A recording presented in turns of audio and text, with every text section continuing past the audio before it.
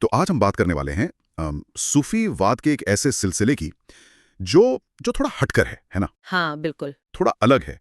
और हमारे सामने जो स्रोत हैं वो नक्शबंदी सिलसिले की एक एक बहुत ही दिलचस्प तस्वीर पेश करते हैं।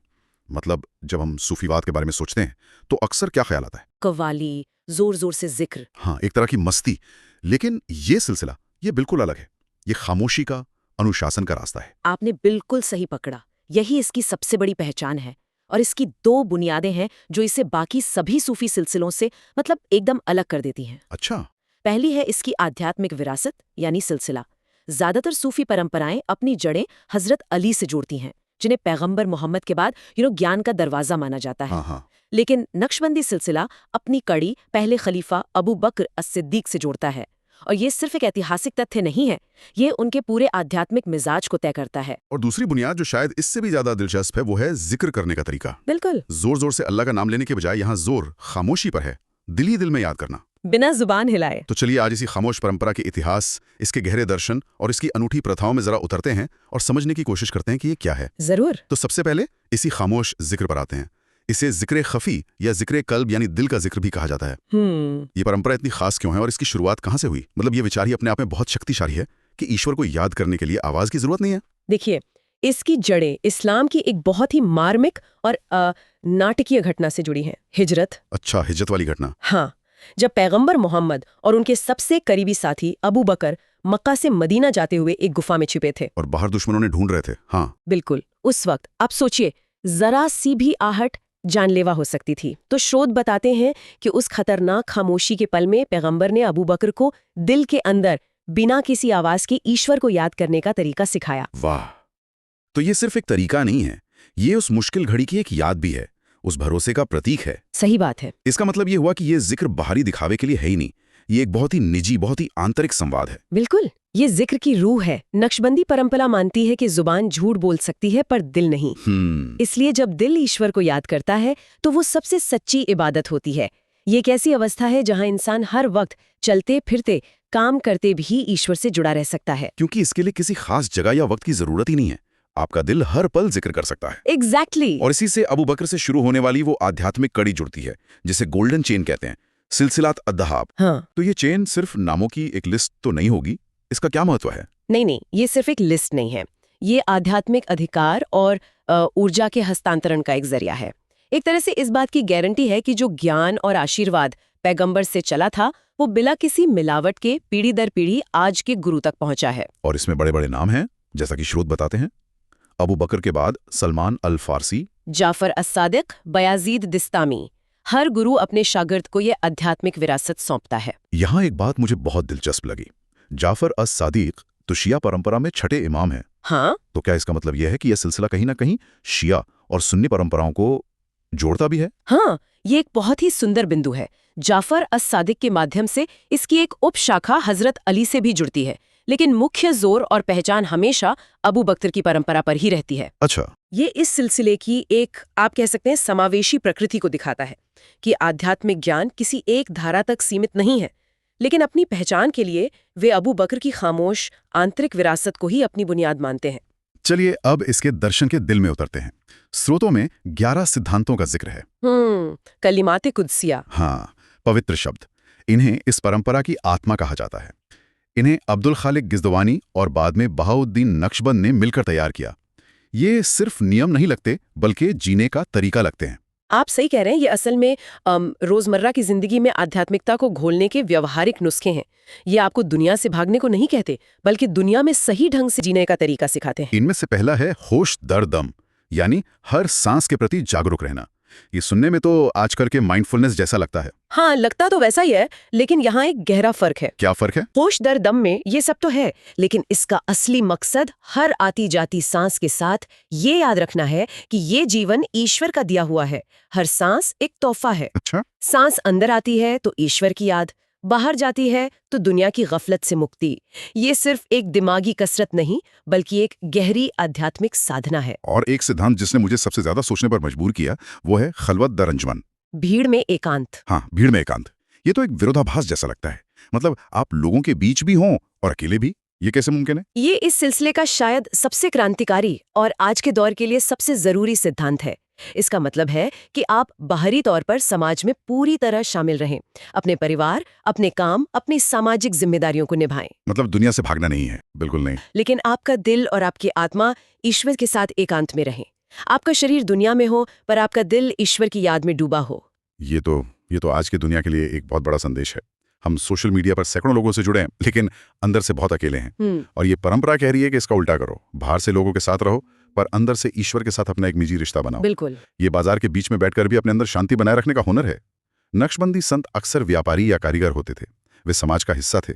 इस सिद्धांत उन्हें दुनिया में रहकर भी दुनिया की बुराइयों से बचाता था। इसी से जुड़ा हुआ अगला सिद्धांत लगता है सफर दर वतन, अपने ही देश में यात्रा। हाँ, ये कैसी यात्रा है जो कहीं जाए बिना ही हो जाती है? ये एक आंतरिक यात्रा है, अपने अंदर की यात्रा। वतन यानी आपका अपना अस्तित्व, आपकी अपनी जात। ये यात्रा है अपनी बुरी आदतों, अपनी नकारात्मक भावनाओं जैसे गुस्सा, घमंड, लालच, इनसे दूर जाना, इनसे दूर जाकर अच्छी और प्रशंसनीय आदतों जैसे विनम्रता, सब्र और प्यार की ओर बढ़ने की। ये एक अंतहीन सफर है खुद को बेहतर बनाने का। और आखिर में नजर बर कदम यानी अपने कदमों पर नजर रखना।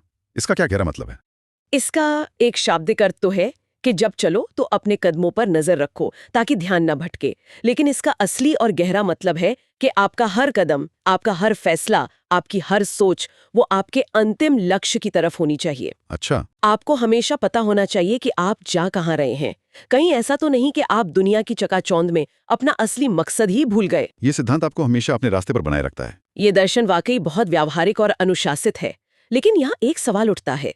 कई लोगों के लिए सूफीवाद का मतलब संगीत, कव्वाली और नियमों से थोड़ी आज़ादी है, लेकिन नक्शबंदी सिलसिला शरिया यानी इस्लामी कानून के सख्त पालन पर बहुत जोर देता है। हाँ, बहुत जोर देता है। तो ये गहरी रहस्यवादी साधना और सख्त कानूनी अनुशासन, इन दोनों में संतुलन कैसे बनता है?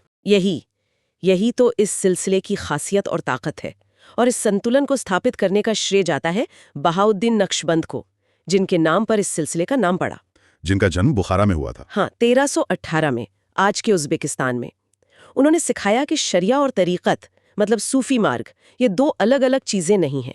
शरिया शरीर है तो तरीक़त उसकी आत्मा, एक के बिना दूसरा अधूरा है। और ये नक्शबंद नाम, इसका भी कोई खास मतलब है? हाँ, इसके कई अर्थ निकाले जाते हैं। एक बहुत खूबसूरत अर्थ है दिल पर ईश्वर के नाम की छाप यानी नक्श बनाने वाला।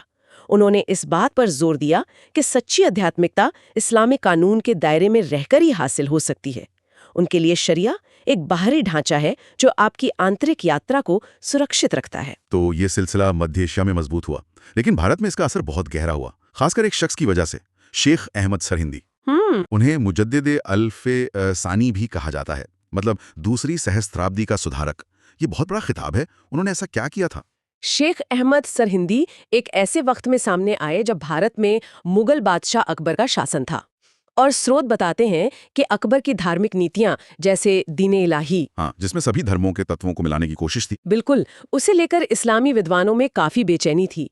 सरहिंदी को लगा कि इन नीतियों की वजह से इस्लाम की मूल शिक्षाएं कमजोर पड़ रही हैं और सूफीवाद में भी कई गैर इस्लामी प्रथाएं शामिल हो गई हैं। मुझे ये बात हमेशा हैरान करती है कि एक सूफी संत जो आंतरिक साधना पर ध्यान देता है, वो एक सम्राट की नीतियों को सीधे सीधे चुनौती कैसे दे सकता है? उन्होंने तलवार से नहीं, कलम से ये काम किया। उन्होंने चिट्ठियों का एक सिलसिला शुरू किया जिन्हें मकतूबात कहा जाता है। अच्छा, चिट्ठियों के जरिए। हाँ, ये चिट्ठियां उन्होंने मुगल दरबार के बड़े बड़े अमीरों, गवर्नरों और विद्वानों को लिखीं, और इन चिट्ठियों में उन्होंने बहुत ही तर्कपूर्ण तरीके से अपनी बात रखी। उन्होंने कहा कि सूफीवाद का मतलब शरिया को छोड़ना नहीं, बल्कि उसे और गहराई से अपनाना है। और इसका असर हुआ? उनका असर जबरदस्त था। उन्होंने मुगल दरबार की सोच को प्रभावित किया और जहांगीर के समय तक उनकी बातों को गंभीरता से लिया जाने लगा। तो उन्होंने सूफीवाद को एक तरह से रीसेट किया, उसे उसके इस्लामी जड़ों से फिर से मजबूती से जोड़ दिया। बिल्कुल, इसीलिए उन्हें मुजद्दिद या सुधारक कहा जाता है। उन्होंने सूफी दर्शन के एक बहुत ही विवादास्पद सिद्धांत वहदत उल वजूद के बजाय वहदत उस शुहूद का सिद्धांत दिया, जो शरिया के ज्यादा करीब था। उनके काम ने दक्षिण एशिया में इस्लाम और सूफीवाद को एक नई दिशा दी। और आज दुनिया में ज्यादातर नक्शबंदी समूह उन्हीं की शाखा से हैं, है ना? नक्शबंदिया मुजद्दिदिये। हाँ, उन्हीं से जुड़े हैं। तो ये सिलसिला मध्य एशिया के बुखारा से चला, ख्वाजा बाकी बिल्लाह के जरिए भारत पहुंचा, और यहाँ शेख अहमद सरहिंदी ने इसे नई ऊर्जा दी। इसका सफर और कहां तक पहुंचा? मध्य एशिया और भारत के बाद इसका सबसे बड़ा केंद्र बना तुर्क साम्राज्य, ऑटोमन एम्पायर। वहाँ के सुल्तान और विद्वान यानी उलेमा इसके सख्त अनुशासन और शरिया के पालन से बहुत प्रभावित हुए और ये वहां का सबसे प्रभावशाली सूफी सिलसिला बन गया। और क्या ये इन्हीं इस्लामिक साम्राज्यों तक ही सीमित रहा? नहीं, इसका फैलाव कमाल का है। ये चीन तक पहुंचा। चीन में भी? हाँ, और वहां जाकर इसने एक नया रूप लिया। चीन में इसके अनुयायियों ने खुफिया आंदोलन शुरू किया, जिसका मतलब ही खामोश या छिपा हुआ है, जो सीधे तौर पर जिक्र खफी से जुड़ा है। वाह! ये दिखाता है कि कैसे एक मूल सिद्धांत अलग अलग संस्कृतियों में जाकर एक नई पहचान बना लेता है। इसके बाद ये दक्षिण पूर्व एशिया, खासकर इंडोनेशिया और मलेशिया में फैला और पिछले 50-60 सालों में ये यूरोप और अमेरिका में भी अपनी जगह बना चुका है। इसकी इस वैश्विक सफलता का राज क्या हो सकता है? मेरे ख्याल से इसका राज इसके खलवत दर अंजुमन वाले सिद्धांत में ही छिपा है। ये एक ऐसा दर्शन है जो आधुनिक जीवन की चुनौतियों से भागने को नहीं कहता। ये आपको एक अच्छा डॉक्टर, इंजीनियर या व्यापारी बनने से नहीं रोकता। ये कहता है कि आप जो भी कर रहे हैं करते रहिए, बस अपने दिल को ईश्वर से जोड़े रखिए। ये व्यावहारिक आध्यात्मिकता ही लोगों को अपनी ओर खींचती है। तो आज की इस गहरी पड़ताल से एक बात साफ है, नक्शबंदी सिलसिला सूफीवाद की एक ऐसी धारा है जो बाहरी शोर शराबे और दिखावे से दूर खामोश आंतरिक अनुशासन पर जोर देती है। ये समाज में रहते हुए अपनी सारी जिम्मेदारियां निभाते हुए ईश्वर से जुड़ने का एक बहुत ही अनुशासित मार्ग दिखाती है। बिल्कुल, इसका भीड़ में एकांत का सिद्धांत आज के इस भागदौड़ और शोर से भरी दुनिया में हर उस इंसान के लिए एक बहुत ही प्रासंगिक संदेश है जो अपने अंदर शांति और ठहराव खोजना चाहता है।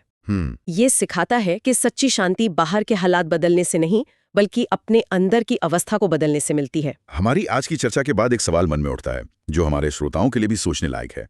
एक आध्यात्मिक परंपरा जो आंतरिक शांति, खामोशी और आत्मनियंत्रण पर इतना जोर देती है, उसने इतिहास के कुछ सबसे बड़े सामाजिक और राजनीतिक सुधार आंदोलनों को कैसे प्रेरित किया, जैसा हमने शेख अहमद सरहिंदी के मामले में देखा? क्या बाहरी दुनिया में कोई सार्थक और स्थायी बदलाव लाने के लिए